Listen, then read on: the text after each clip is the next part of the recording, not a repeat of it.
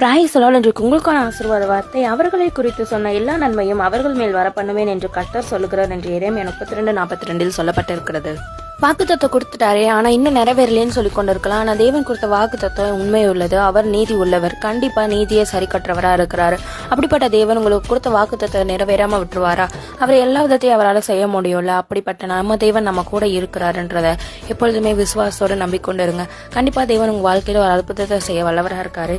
தேவன் சொல்றாரு, கண்டிப்பா உங்களுக்கு நான் என்ன சொன்னேனோ அதை கண்டிப்பா நிறைவேற்ற வல்லவரையே நான் இருக்கிறேன். நீங்க நம்புங்க, விசுவாசிங்க, கண்டிப்பா உங்க வாழ்க்கையில அதை நிறைவேறும். ஏற்ற காலத்துல உங்க வாழ்க்கையில அதை நிறைவேற்ற நான் வல்லமையுள்ள தேவனா இருக்கிறேன்.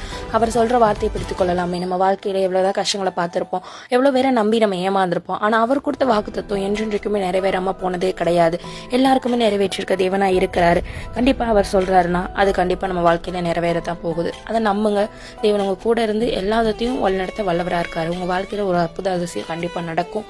விசுவாசத்தோட ஜெபம் பண்ணுங்க. கண்டிப்பா உங்க வாழ்க்கையில சந்தோஷம் நிறைஞ்சிருக்கும். ஆமென். But it is blessing. Have a blessed day. God bless you.